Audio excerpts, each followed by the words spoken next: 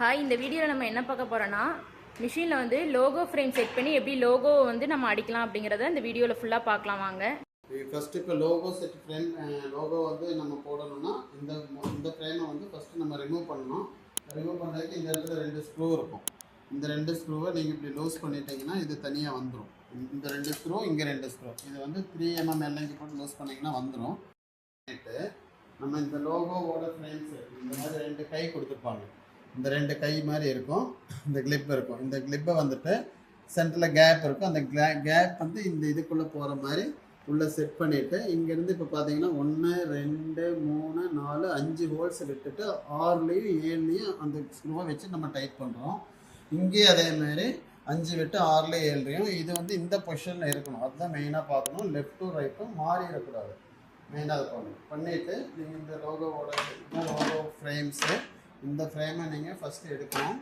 எடுத்ததுக்கப்புறம் இதை வந்து எப்போவுமே கீழே வச்சுக்கணும். இப்படி கீழே ஸ்ட்ரைட்டாக வச்சுட்டு அதுக்கப்புறம் நீங்கள் மார்க் பண்ணியிருப்பீங்க. ஒரு லோகோ போடணுன்னா எப்போவுமே மார்க் பண்ணுவாங்க. இந்த இடத்துல மார்க்கிங்கோ அல்லது சென்ட்ரல் மார்க்கோ இல்லை லைனாக போடுவாங்க. அதை வந்து நீங்கள் ஸ்ட்ரைட்டாக வைக்கிற மாதிரி பிளான் பண்ணிவிட்டு மார்க் பண்ணிவிட்டு இப்போ பார்த்தீங்கன்னா இந்த பீஸில் காமிச்சு தரேன் உங்களுக்கு எப்படி போடணும்னு சொல்லி. இப்போ வந்து நேராக வரணும்னா நம்ம பீஸை நேராக வச்சு ஃபிட் பண்ணாத நேராக வருது. சப்போஸ் இப்படி கிராஸ் பண்ணிங்கன்னா டிசைனும் கிராஸ் ஆகிடும். அதனால் இது வந்து ஃபஸ்ட்டு ஸ்ட்ரைட்டாக வச்சுக்கணும்.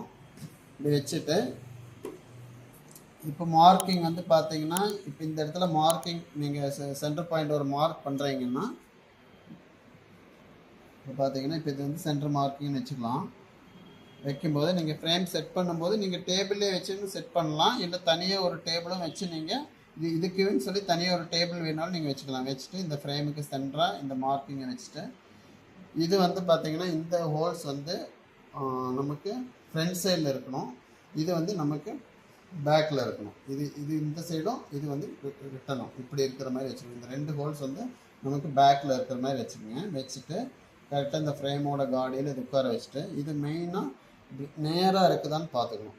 சப்போஸ் நீங்கள் இப்படி க்ராஸாக வச்சுட்டிங்கன்னா நீங்கள் எம்ப்ராய்டரி அடித்து முடிஞ்சு வெளியில் எடுக்கும்போது எம்ப்ராய்டரி கிராஸ் ஆகிடும். ஸோ நீங்கள் எக்ஸாக்டாக நீங்கள் ஸ்ட்ரைட்டாக வைக்கணும். உங்களுக்கு டவுட் இருந்துச்சுன்னா ஒரு டேப் எடுத்து கூட இப்படி அளந்து பார்த்துக்கலாம்.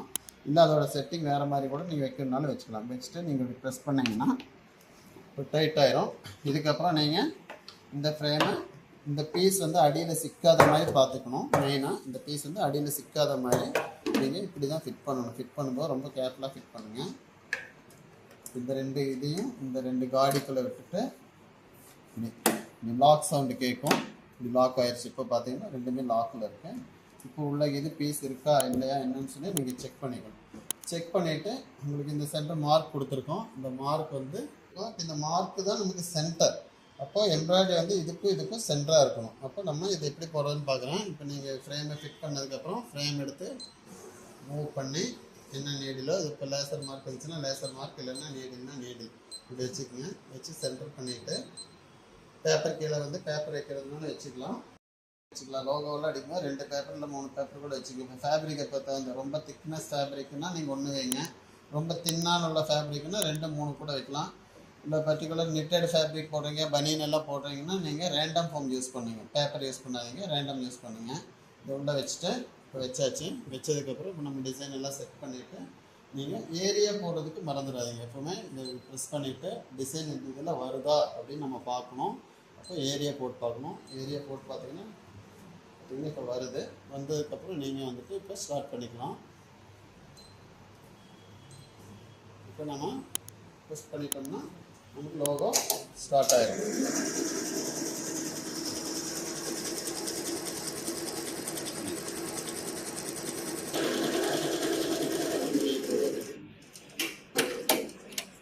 இப்போ பாருங்க எம்ப்ராய்டரி முடிஞ்சிருச்சு. முடிஞ்சோடனே நம்ம என்ன பண்ணுறோம், டிசைனை வந்துட்டு நம்ம வெளியில் எடுக்கிறோம். ஃப்ரேமை மூவ் பண்ணி வெளியில் எடுத்துட்டோம். எவ்வளோ தூரம் வேணுமோ எடுத்துக்கலாம். எடுத்ததுக்கப்புறம் இதை நம்ம இப்படி லைட்டாக இப்படி மேலே கீழே ப்ரெஸ் பண்ணிங்கன்னா இது வெளியில் வந்துடும்.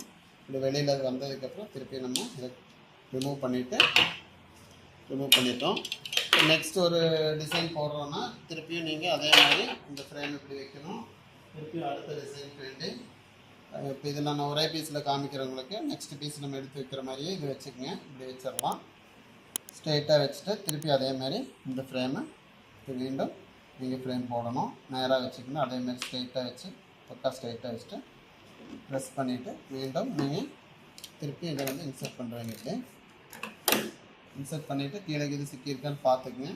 பார்த்துட்டு உடனே போய் ஆன் பண்ணிடக்கூடாது. கேர்ஃபுல்லாக நீங்கள் எப்போவுமே இந்த 0வை ப்ரெஸ் பண்ணிவிட்டு டிக் கொடுத்தீங்கன்னா நம்ம எங்கே நிப்பாட்டணுமோ அந்த இடத்துக்கு போய் நின்றோம். நின்னதுக்கப்புறம் ஆன் பண்ணுங்க எப்போவுமே. இது வந்து ரொம்ப கேர்ஃபுல்லாக கவனிக்கணும் நீங்கள். இதே மாதிரி நிறைய யூஸ்ஃபுல்லான வீடியோஸ் நம்ம சேனலில் இருக்குது. பார்க்கணும்னு நினச்சிங்கன்னா பார்த்துக்கோங்க. சப்ஸ்கிரைப் பண்ணுங்கள், லைக் பண்ணுங்கள், ஷேர் பண்ணுங்கள்.